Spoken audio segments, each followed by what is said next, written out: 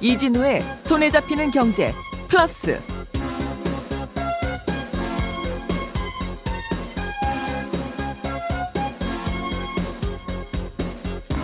안녕하십니까, 이진우입니다. 요즘 주식시장이 부진하다 보니까 투자자들의 고민도 많은데요. 투자라는 게 하다 보면 어려운 시절도 있고 좋은 시절도 있고 그렇죠. 1, 2년 전까지만 해도 최악의 위기를 걷던 기업들이 또 호황을 누리기도 하고 좋다고 생각해서 투자했는데 금방 또 어려워지는 경우도 있고, 이런 패턴을 반복하면서 어려워질 때마다 드는 생각은 투자 공부를 좀 기초부터 잘해둬야 되겠다 싶으시지 않으십니까? 오늘은 그래서 투자의 시작이라고 하는 각 회사들의 사업 보고서를 어떻게 읽고 분석하는지 그 공부를 좀 같이 해보겠습니다. 하반기에 신형 스마트폰들이 쏟아진다고 합니다. 시장 경쟁이 그 어느 때보다 그래서 치열할 걸로 보이는데요. 오늘 트렌드 리포트 시간에는 새로 출시되는 스마트폰들의 특징, 어떤 게 가장 인기를 끌지, 최근 스마트폰의 트렌드도 함께 살펴보겠습니다. 손에 잡히는 경제 플러스 바로 시작합니다.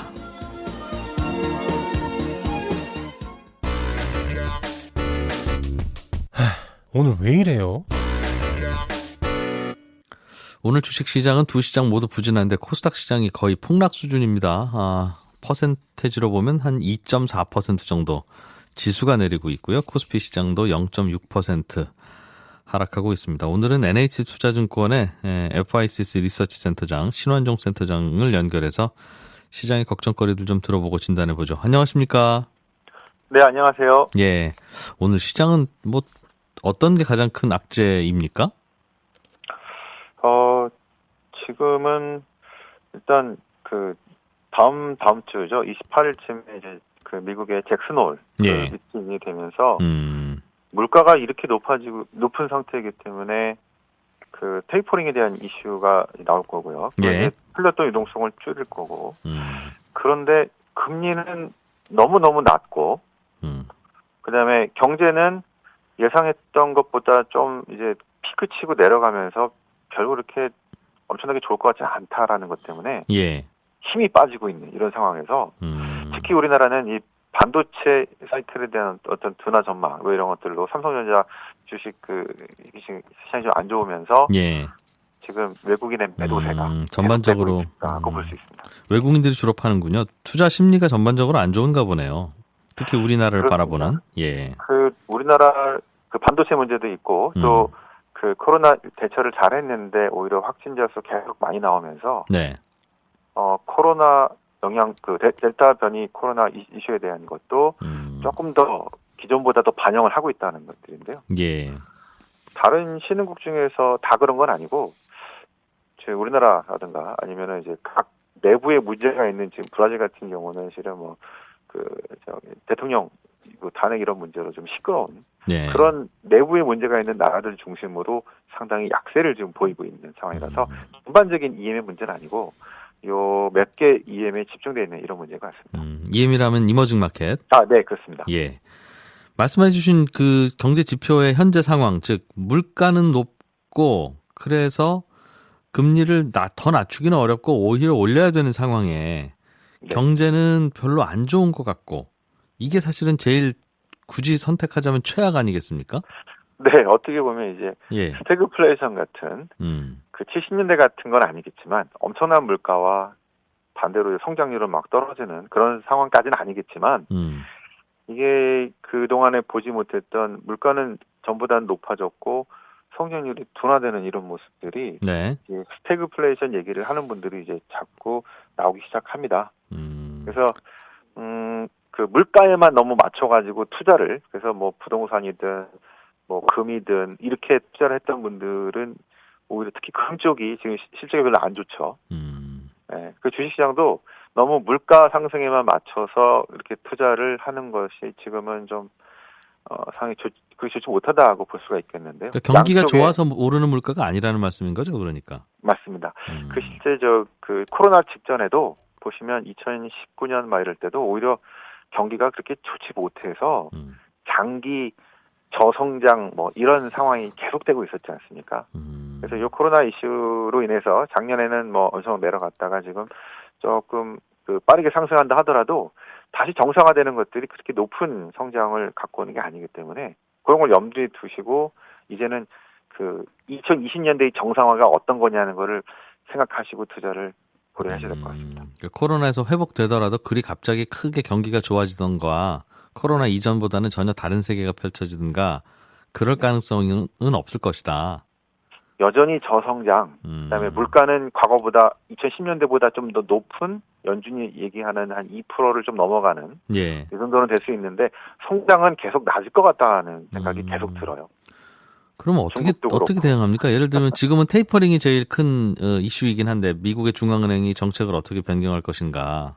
네. 낮은 금리 생각하면 좀 올리기도 하고 테이퍼링도 해야 될 것 같긴 한데 말씀하신 대로 경기는 당연히 안 좋습니다 하는 게 센터장님 생각이기도 하고 많은 분들이 동의하지 않습니까? 네. 그럼 어떻게 하죠?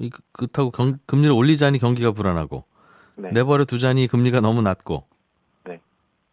그래서 70년대에 실은 이제 높은 그 인플레이션, 특히 스태그플레이션의 원인이 정책 실패였었는데요. 네.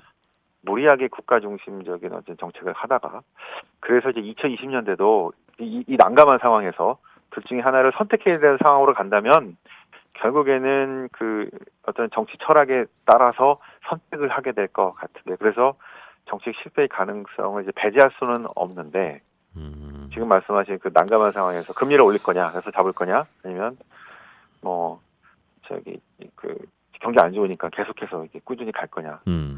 이런 애매한 상황이 이제 펼쳐지기 때문에 그걸 둘러싸고 채권과 주식의 시장의 사람들의 입장이 좀 달라지고 있는 것 같습니다. 오늘 주식시장 안 좋은 것도 그것 때문이다 그렇게 보시는군요.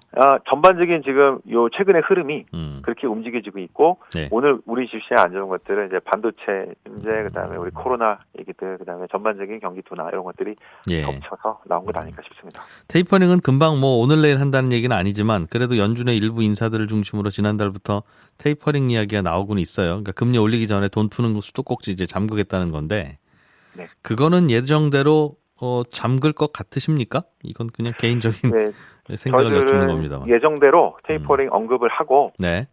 시작은 뭐 내년 뭐 초나 뭐 중반에 하더라도 이제 8월 말 또는 9월쯤에는 왜냐하면 이제 물가가 너무 많이 올라왔기 때문에 연준의 지금 상황에서의 중요한 책무라고 생각을 해서 예. 언급을 하고 준비하겠다 이런 식으로 차근차근 진행이 될 것 같습니다. 그게 이제 시장 입장에서도 꼭 기분 좋게 받아들여지지는 않겠다는 거군요. 주식시장은.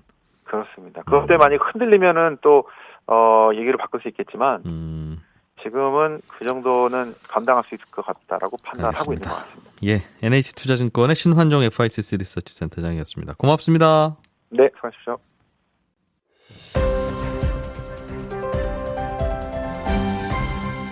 경제를 생각하는 사람들의 새로운 습관 이진우의 손에 잡히는 경제 플러스. 네, 주식 투자를 공부하려면 뭐부터 공부를 해야 되는지 참 헷갈리기도 하고 누구에게 물어보느냐에 따라서 답도 좀 다른데요.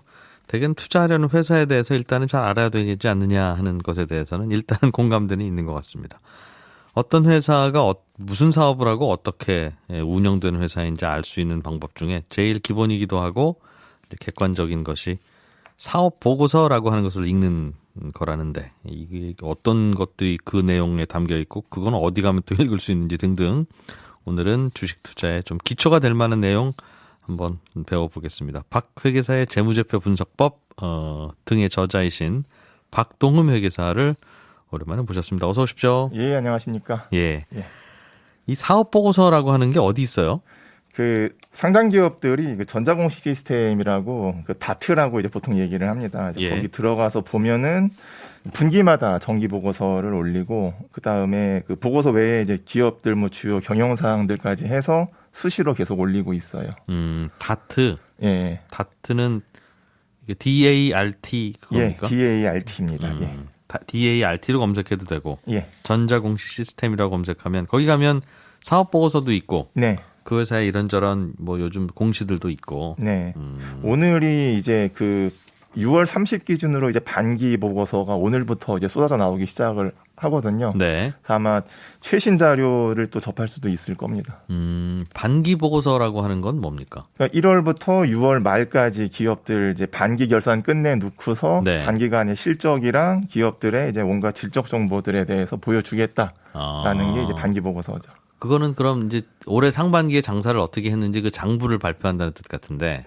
기본적으로 장부도 나오고 그다음에 숫자만 보면 사실 이해가 어려우니까는 예. 이제 질적 정보들이죠. 그러니까 우리가 뭐 얼마에 팔았고 원재료는 얼마에 사왔고 공장 가동은 몇 프로 했고 수출 비중이 얼마나 된다. 그다음에 뭐 연구개발 지금 어떤 거 하고 있다. 네. 뭐 신사업이 뭐다. 그러니까 자세한 내용들은 거의 다 나와 있습니다. 그걸 반기 보고서라고 해요? 그 분기마다 이제 보고서를 내는데 지금 이제 반기 시점이니까는 반기 보고서가 보고서? 되는 거고 9월 말 끝나면은 이제 11월 달에 3분기 보고서. 예. 그다음에 12월 말 끝나면은 3월 달에 사업 보고서. 이렇게 1년에 4번 냅니다. 그러니까 결산하고 난 다음에 좀 있으면 그 결산기에 맞춰서 뭔가를 발표를 하는데 네. 장부뿐만 아니라 이런저런 회사 상황을 다 한글로 네. 쭉 적어서 알려준다는 거죠. 네, 맞습니다. 그런 반기 보고서, 분기 보고서를 사업 보고서라고 하는 거예요? 사업 보고서는 이제 연간 보고서 개념이고 1년짜리 1월부터 12월 말까지 예. 개념이고 이제 그 1분기, 반기, 3분기는 그냥 정기 보고서라고 이제 보통 얘기를 합니다. 정기 보고서. 예. 그러면 그 회사를 알고 싶으면 사업 보고서를 읽으세요라고 하는 건 1년에 한 번 나오는 그 사업 보고서를 읽으란 뜻입니까? 아니면 지금 말씀하신 정기 보고서들도 넓은 의미에서 그런 뜻입니까? 그런 겁니까? 기업의 일단은 숫자는 1월부터 12월 말까지 1년치 어느 정도 회사가 사업을 해서 이익을 낼 수 있는지를 보는 게 좀 중요하니까는 네. 사업 보고서를 보는 게 좀 더 의미가 있고 그다음에 정보의 양도 사업 보고서가 조금 많습니다. 예. 왜냐하면은 분반기 보고서는 그러니까 3월 말 6월 말 끝나고 나서 한 45일 내로 공시를 해야 되기 때문에 이제 기업들 좀 부담을 덜어준다라는 취지로 양을 조금 줄였어요. 예. 근데 이제 사업 보고서는 12월 말 끝나고 90일 내로 공시를 하기 때문에 내용이 굉장히 많이 들어가 있습니다. 예. 그래서 기업을 제대로 공부하려면은 사업 보고서를 보셔야 되고 그다음에 좀 빠른 최신의 정보를 접근하려면은 이제 분기 반기 보고서로 보시는 분기 게 보고서, 좋을 반기 것 같아요. 보고서. 네. 회계사님은 다 보세요?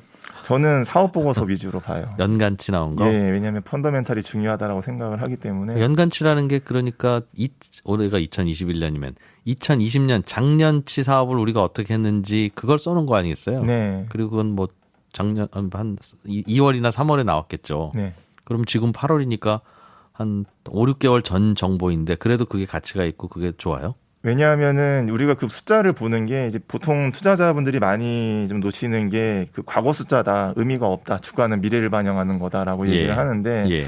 사실은 이제 개인 투자자 입장에서 미래에 대한 예상이 쉽지가 않기 때문에 기업의 펀더멘탈, 그러니까 기초 체력이라고 하죠. 네. 그거에 대한 판단을 하고서 이제 이 회사에 대한 그 내용도 확인을 해야 되고 그다음에 이제 싸다 비싸다에 대한 판단을 해야 되기 때문에 1년 동안 얼마 정도 돈을 벌 수 있는 회사냐 이렇게 판단을 하는 게 맞지 않을까 생각을 합니다. 그걸 보고 어떻게 뭘 좀 분석합니까? 예를 하나만 좀 들어주세요.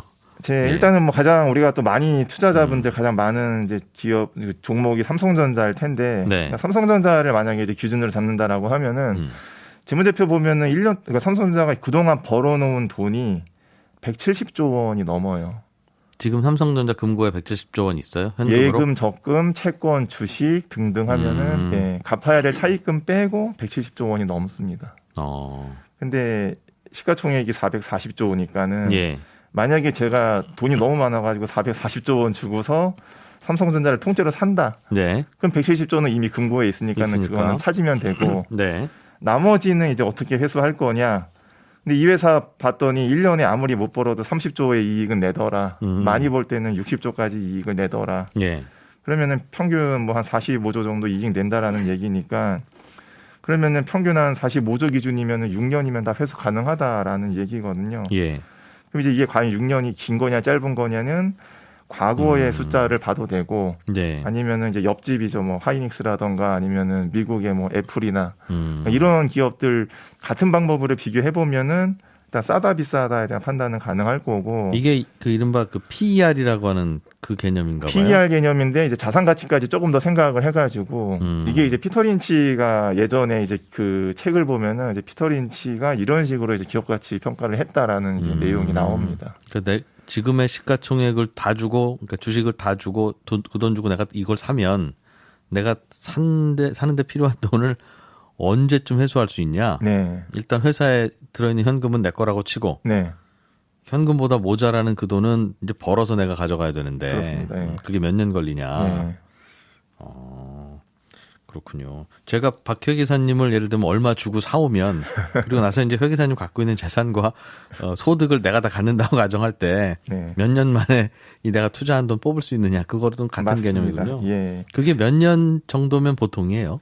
그래서 그게 기업마다 다르기 때문에 산업마다 다를 수밖에 없고, 그러니까 사이클을 타는 산업도 있고 안 타는 산업들도 있으니까는 동종기업끼리 비교하는 게 가장 좋은 방법이고, 그 다음에 숫자적으로만 또 너무 보면 안 되니까는 이제는 그 질적 부분도 봐야 되겠죠. 그러니까 삼성전자 같은 경우에는 그 매출액이 그 반도체보다 사실 스마트폰 쪽이 좀 더 많기 때문에 매출은 그쪽이 크지만 이제 이익은 또 반도체가 크니까는 사실은 이익 측면에서는 반도체가 중요할 거고, 그 다음에 기업 매출 총액 기준으로는 또 스마트폰이 중요할 거고, 그러니까 이게 봐야 될 부분들이 워낙 많다 보니까는 사실 질적 부분에 대한 분석도 결국 또 사업 보고서 통해서 해야 돼요. 말씀 나온 김에 삼성전자는 어떻게 생각하세요? 개인적으로. 우리가 이제 그동안 결국은 이제 지나온 얘기지만은 결국은 이제 이익이 쌓이면은 기업 가치가 늘어난다라는 거는 삼성전자 통해서 뭐 가장 그렇죠. 베스트 케이스로 배웠기 때문에 사실은 개인 입장에서는 그 언제 사고 언제 파냐에 대한 타이밍을 사실 뭐 맞출 수는 없는 거니까는 쌀 때 사고서 그냥 가지고 있는 게 제일 좋은 방법이기는 한데 뭐 또 개인마다 또 자금 사정이 다르니까는 결국은 이제 타이밍을 잴 수밖에 없는 이제 그런 또 현실로 가기는 하지만은 어쨌든 간에 가장 좋은 방법은 쌀 때 사는 게 가장 좋죠. 싸 보여요, 요즘 삼성전자? 저는 개인적으로 싸다고 생각을 합니다. 왜냐면은 과거 히스토리를 봐도 이 정도 가격이면은 뭐 충분히 메리트가 있는 거는 다. 6년이면 그 투자금 다 뽑을 수 있는 수준이니까. 네. 그렇군요. 미래에 얼마를 벌지는 과거에 이 친구들이 잘할 때는 60조, 뭐 잘 못할 때도 30조는 벌었으니까 그 정도 벌 거다라고 생각하는 거 말고는 다른 방법은 없겠죠. 객관적으로 일단은 우리가 그 판단할 수 있는 근거는 이제 기업이 이익을 낼 수 있는 능력이 있느냐인데 이제 숫자로 찍히는 거고. 그래서 이제 워렌 버핏도 얘기했던 게 10년치는 봐라. 그래야지 기업을 판단할 수 있다라고 이제 얘기를 했던 게 그 같은 맥락일 겁니다. 또 그 안에서 어떤 걸 좀 들여다보면 투자에 도움이 됩니까? 저는 좀 중요하게 보는 것 중에 하나가 일단은 수출 비중을 좀 많이 봅니다. 수출 비중이요? 네. 전체 매출에서 외국인한테 파는 게 얼마냐? 네. 외국에서 파는 게 얼마냐? 그건 왜 들여다보세요? 결국은 이제 기업이 성장을 하려면은 실적이 늘어나야 되는데 이 좁은 땅에서는 한계가 있으니까는 글로벌로 나가는 기업들이 아무래도 기업 가치가 커질 수밖에 없고 그럼 이제 외국에서 팔 수 있냐 없냐가 가장 중요하니까는 사업 보고서 보면은 수출하고 내수 비중이 나오거든요. 그래서 그거에 따라서 내수 위주로 되어 있는 기업들은 그동안 주가도 그렇고 결국 올라가는 게 한계가 있을 수밖에는 없었습니다. 지금 수출을 별로 못 하고 있어요라면 앞으로도 못 한다는 전제하에 할 수 있었으면 벌써 했을 테니까. 쉽지는 않죠, 사실은. 한계가 있다. 그 대신 그럼 수출을 많이 하는 기업이라면 더 가능성을 높다고 보실 수 있다는 거예요? 일단은 파이 자체가 워낙 크니까는 국내에 머물러 있을 때보다는 비례해서 기업 가치도 올라가게 되죠. 같은 값은 아니겠죠. 사람들도 바보가 아니니까 수출 많이 하는 기업들을 좀 더 웃돈을 주거나 프리미엄을 지금도 주고 있겠죠? 그러니까 제약 기업이 가장 대표적인 사례인데, 그러니까 이제 글로벌로 나가는 기업들하고 그다음에 국내에서 복제약이랑 계량신약 가지고서만 사업을 하는 기업들 간의 그 주가 차이는 뭐 몇 배, 몇십 배니까는 사실 그것만 봐도 알 수가 있죠. 또 어떤 게 또 중요합니까? 현금 흐름이 중요하다 이런 말씀들도 하시던데. 현금 흐름 굉장히 중요합니다. 그 실제로 미국 사업 보고서를 보면은 미국은 사업 보고서에 현금 흐름 얘기를 굉장히 자세하게 써요. 그러니까 우리가 사업해가지고 얼마 남겼다. 그게 이익이잖아요. 그 현금 흐름이라고 하는 개념이 뭡니까? 현금이 흐른다는 게 뭐예요? 그러니까는 우리 회계를 이제 가장 많이 또 착각하시는 게 그 매출액이라는 게 1월 1일부터 12월 말까지 벌어들인 수익이라고 생각을 하는데 사실은 그게 들어온 돈은 아니거든요. 회계는 발생하는 시점에 매출 잡는다라는 게 원칙이어서. 그러니까 고객이 사가기로 약속하셨다 그러면 매출로 잡힌다는 말씀입니까? 그렇죠. 계산서 끊고 물건 넘겨주면은 매출. 아직 수금은 안 됐더라도. 그러면 현금 흐름이라는 건 뭐예요? 현금 흐름은 1월부터 12월 말까지 들어온 돈 나간 돈 요것만 세겠다. 왜냐하면 회사들이 그 과거에 이제 분식 회계를 많이 저질렀을 때 가장 많이 썼던 방법이 가공 매출이었죠. 없는 거 만들어내고. 계약서만 들어오면 되니까. 판 것처럼 아니면은 정말 최악은 이제 계열사를 보통 많이 이용을 해요. 네. 계열사들한테 판 것처럼 꾸며가지고 매출을 만들어내죠. 그럼 손익은 좋아 보이는데 실제 현금이 안 돌아가니까는 부도가 나버리고. 그럼 이 회사가 1년에 영업이익이 100억입니다. 그러면 1년 전보다 회사 금고에 100억이 더 늘어나 있겠네. 이렇게 생각하면 안 되는. 맞습니다. 절대 생각하면 안 되죠. 거죠? 네. 그거는 현금 흐름표를 보면 돼요. 1월부터 12월 말까지 얼마 벌었구나. 현금 흐름이 괜히 들어오거나 그러는 거는 없습니까? 기본적으로 영업 사업해서 들어오는 돈이 있고 그다음에 투자 기업들도 투자를 많이 하니까 네. 투자 잘해서 들어오는 돈들도 있고 근데 이제 그거는 별로 중요한 건 아니죠. 펀더멘탈 측면에서 결국 사업에서 돈 잘 버냐가 중요하니까 예. 예, 영업에서 얼마 버느냐가 가장 중요하죠. 그래서 현금 흐름표를 따로 보자고. 네. 많이 속아요? 현금 흐름표 안 보면? 과거에 대우조선해양 사례 같은 거 보면은 네. 100% 현금 흐름표에서 답이 다 나왔어요 이미. 그 얘기 좀 다시 한번 해주세요. 무슨 그러니까는 얘기예요? 대우조선해양 분식회계 사건 터졌을 때 네. 과거 5년치 손익을 보면은 매년 이익이 났었습니다. 그 손익계산서에는. 네. 네. 근데 현금 흐름을 보면은 5년 동안 매년 현금 흐름이 마이너스였어요. 들어온 돈은 없고 나간 돈만 많죠. 그런데 어떻게 이익으로 잡혔어요? 그게 이제 분식회계 사건으로 연결이 됐죠, 결국은. 그러니까 그걸 어떻게? 이제 꾸며내는 이제 우리는 사실은 이제 어떻게 했는지까지는 접근을 못 하니까는 투자자 입장에서는 이 현금 흐름표를 보면은 어쨌든 간에 위험을 피해갈 수가 있죠. 그러면 그럴 때는 그 이익이 났다고 공시도 하면서 현금 흐름표에서는 우리 몇 년째 계속 현금이 빠져나가고 있다고도 솔직히 말해줍니까? 숫자로는 보이는데 투자자들이 찾아보느냐 안 찾아보느냐에서 성패가 갈릴 수가 있죠. 이야, 그래요. 네. 요즘은 그 뭐 온라인 기업들 플랫폼 뭐 인터넷 쇼핑 이런 회사들이 요즘 그 잘 나가기도 하고 버는 돈에 비해서 네. 몸값도 비싼데 이런 회사들이 이제 새로 공모도 하고요. 그런 회사는 어떤 것 기준으로 좀 보는 게 뭘 좀 주의해야 됩니까?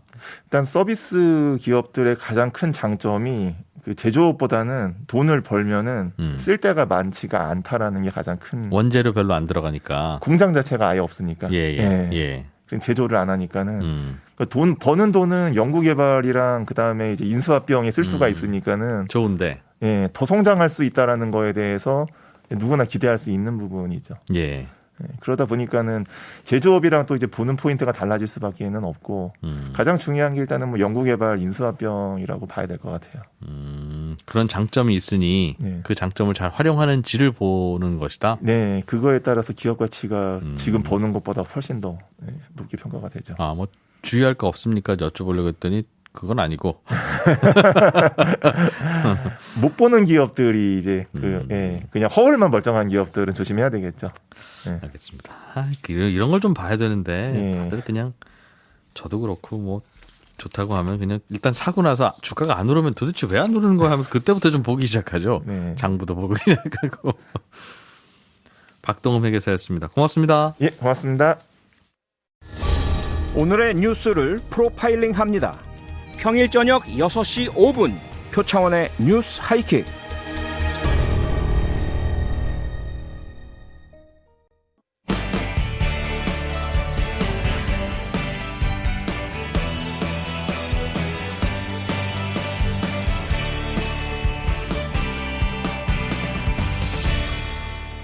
이진우의 손에 잡히는 경제 플러스.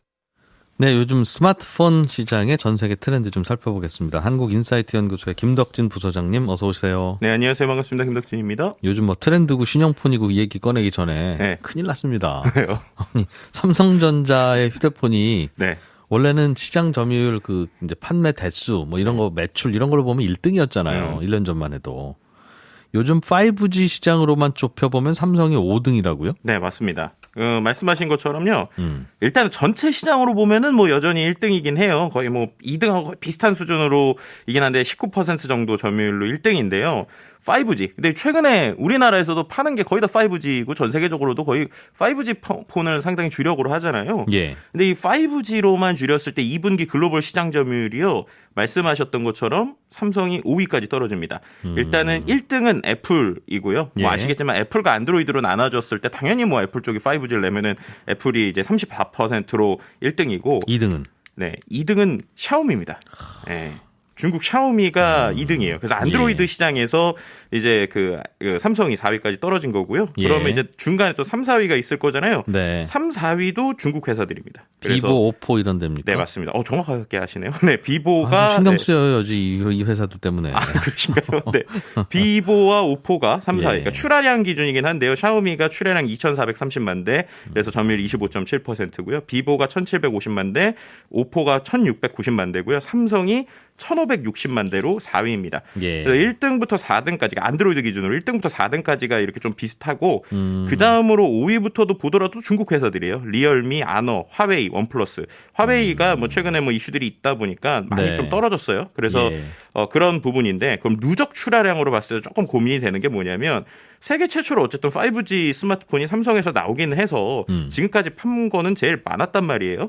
그랬는데 지금 누적 출하량 자체도 샤오미가 상당히 빠르게 따라오고 있습니다. 그러니까 2019년 1분기 이후로 삼성전자 5G 누적 출하량이 지금까지 7,650만 대인데 샤오미가 7,040만 대까지 따라왔어요.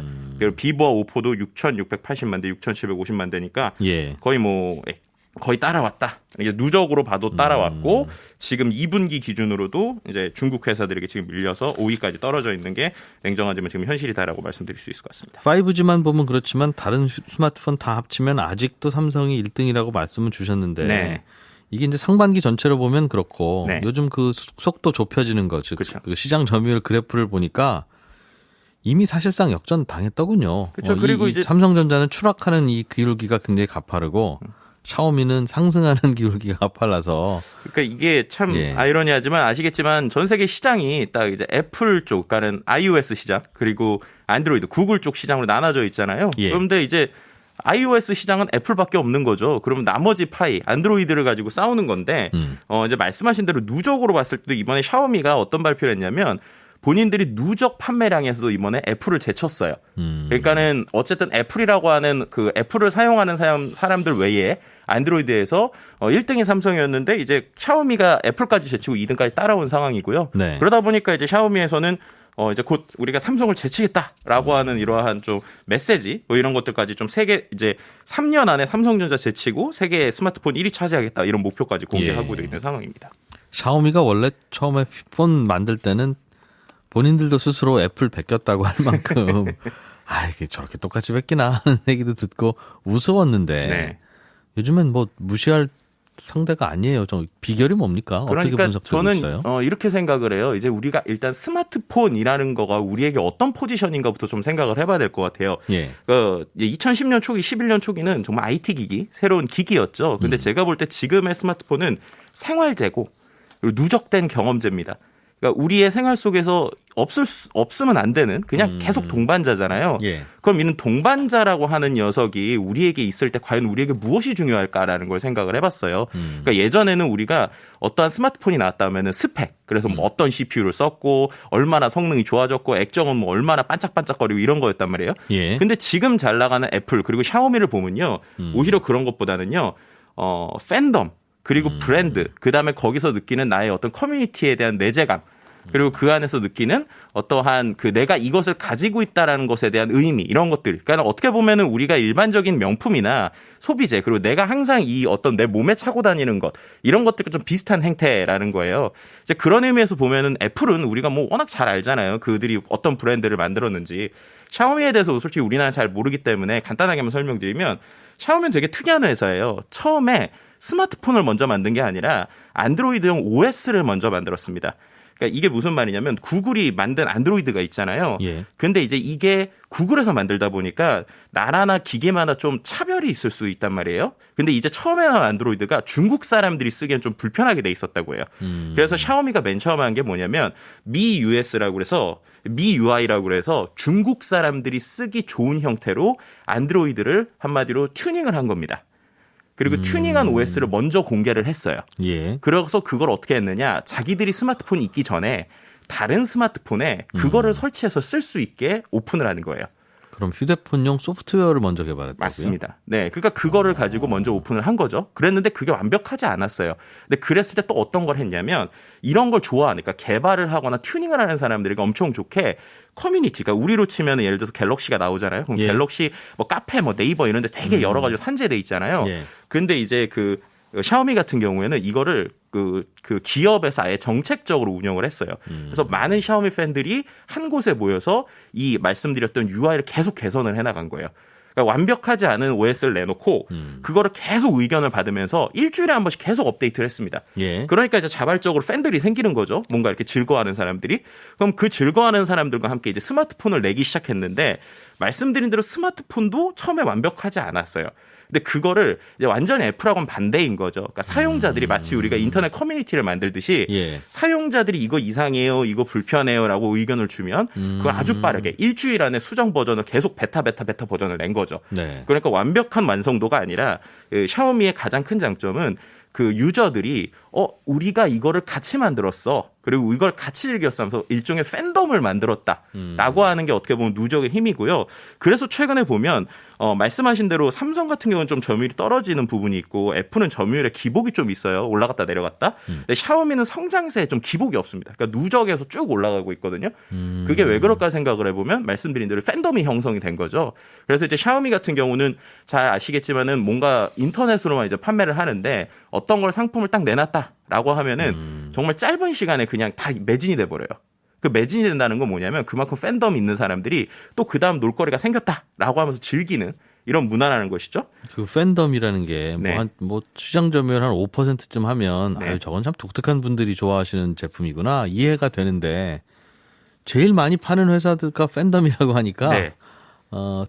애플이 주로 애플 좋아하시는 분들은 그것만 하니까 일종의 팬덤이 형성돼 있는 거죠. 그렇죠. 샤오미도 그래요? 네, 그러니까 샤오미 같은 경우는 이제 어쩔 수 없이 중국이라고 하는 엄청 큰 시장을 우리가 생각을 해야 되는 겁니다. 그러니까 예. 5G 점유율이 상당히 많이 올라갔다고 그랬잖아요. 그게 다 어디서냐면 다 중국이에요. 솔직히 말씀드리면. 그러니까 중국 사람들에게 완벽한 팬덤으로서 사랑을 받기만 해도 시장이 워낙 크니까 그래서. 그 안에서 이제 가졌다라고 보시면 될 것 같고요. 그래서 애플과 좀 다른 형태의 팬덤이다. 그러니까 애플은 완성된 어떠한 멋진 것들을 보여주는 거고 치면 예. 이 샤오미는 누적된 사람들이 스스로 뭔가를 만들어냈다라고 하는 팬덤에 좀 가깝다라고 볼 수 있을 것 같습니다. 지금도 샤오미 폰이 쓰는 그럼 소프트웨어 운영 체계는 보통 삼성이 쓰는 안드로이드하고 좀 다른 겁니까? 네, 그러니까 말씀드린 대로 안드로이드라고 하는 OS는요 기본적으로 오픈해서 튜닝할 수가 있거든요. 그래서 네. 자기들이 이제 어느 정도 최적화된, 그러니까 우리가 최적화라고 하는 표현을 쓰잖아요. 그런 쪽에서 좀 되어 있는 이런 거로 보시면 될 것 같습니다.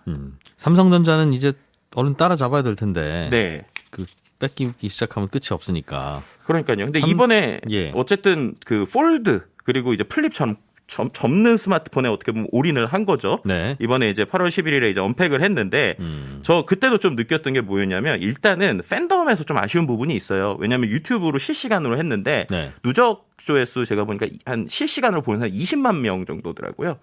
그러니까 이제 예전에 CES 같은 경우에는 조회수가 2,900만까지 넘어갔단 말이에요. 삼성에서 나온 게 하루 만에. 예. 근데 실시간으로 뭔가 오픈하는 행사를 하는데 유튜브에서 공식 채널에서 20만 명이 본다라는 건 그만큼 좀 너무 많이 오픈돼서 기대감이 떨어진 부분이 있다라고 저는 생각이 들거든요. 근데 한편으로 저는 봤는데 본 사람 입장에서는 되게 사고 싶어졌어요. 폴더블 폰이요? 네, 그러니까 그만큼 이번에 이제 삼성의 어떠한 오픈된 메시지가 예전처럼 기능 중심보다는 말씀드렸던 감성이나 디자인, 그래서 생활재에 가깝게 되게 프레젠테이션을 했거든요. 그러다 보니까 보고 나면 플립 같은 경우 예쁘네, 한번 사보고 싶네라는 생각이 들게 하는, 예전과는 좀 다른 방식으로 접근을 했다라는 특징이 있고요. 접히는 거죠. 그러니까 스마트폰이 좋은 거는 우리는 네. 이제 알고 있는데. 그렇죠. 이게 접히는 거냐 안 접히는 거냐 그거잖아요. 네, 그리고 이제 가로로 접히는 거랑 세로로 접히는 게 있는데 네. 가로로 접히는 거 같은 경우 이번에 이제 그 노트 좋아하시는 분들은 펜 기능 있잖아요. 펜까지 다 들어간 거예요. 그러니까 가로로 접힌다는 건 그 병풍처럼 네네네, 펼쳐지는 맞습니다. 거. 네, 예. 그래서 그거 같은 경우는 이제 열지 않은 상태에서 완벽하게 스마트폰으로 쓸 수 있게 폴드 3 만들어놨고 열면 이제 태블릿처럼 완벽하게 되는데 개인적으로는 기존에 아쉬웠던 부분을 다 개선했다. 그리고 이제 펜 기능도 있어서 정말 전략적으로 나왔다라고 볼 수 있을 것 같고, 그 다음에 플립 위아래로 접는 옛날 꼭 우리 폴더 모양 있잖아요. 예. 그거 같은 경우는 일단 예쁘다. 예, 그래서 디자인적으로 사람들이 많이 탐낼 것 같다라고 보이는 부분이 있고요. 근데 이제 가격 같은 경우가 예전보다 20% 정도 싸졌는데도 네. 여전히 비싸요. 그러니까 플립은 125만 원 정도, 네. 폴드가 199만 9천 원, 그러니까 200만 원이죠. 그러니까 이 가격을 사람들이 얼마큼 낼 것인가. 좌우로 열리는 거. 네. 근데 좌우로 병풍처럼 열리는 건 네. 옛날에는 뭐가 아쉬웠는데 이번에 뭐가 개선됐어요?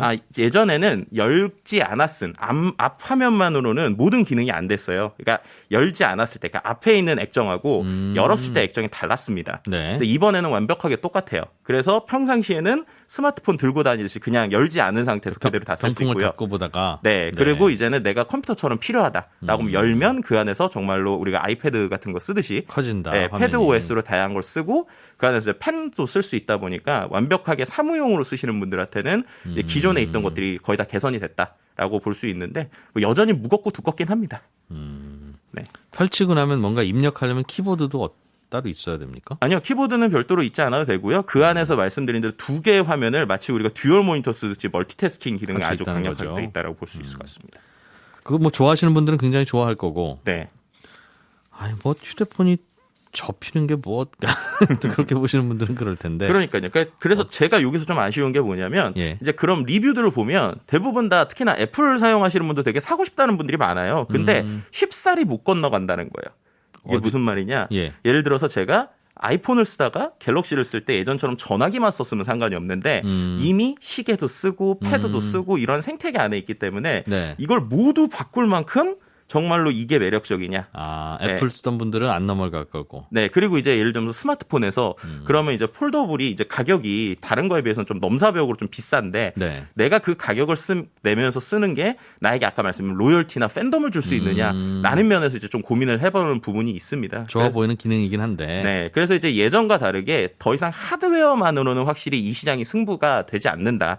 결국에는 삼성 입장에서도 이제 그러한 어떤 삼성만의 팬덤 혹은 삼성의 가치 혹은 삼성이 줄 수 있는 어떤 썸띵들을 더 늘려가야 된다고 생각을 하는데요. 그런 입장에서 지금 이번에 같이 나왔던 워치가 있어요. 이제 원래 갤럭시 워치 같은 경우가 기존의 안드로이드 OS였는데 연결돼서 되게 많은 사용성을 좀 주려고 하고 있거든요. 그래서 삼성도 애플처럼 플랫폼 같은 하나의 어떠한 그 그림적인 형태를 좀 보여주고 있는 부분이 있습니다. 워치라는 건 뭐에 제일 유용하게 썼던가요? 이번에 이제 기능적으로 기존에 없는 것 중에 하나가 인바디.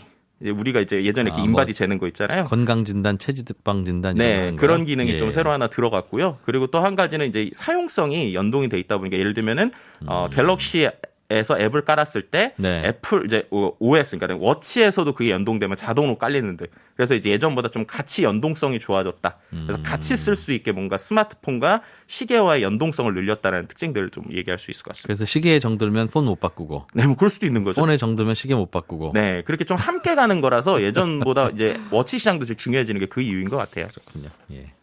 한국인사이트 연구소의 김덕진 부소장과 함께 최근의 스마트폰 시장의 흐름과 삼성의 고민 들어봤습니다. 고맙습니다. 네, 감사합니다. 네, 손에 잡히는 경제 플러스까지 여기서 마무리하고요. 저는 점심 먹으러 갔다가 내일 아침 8시 30분에 다시 오겠습니다. 이진우였습니다. 고맙습니다.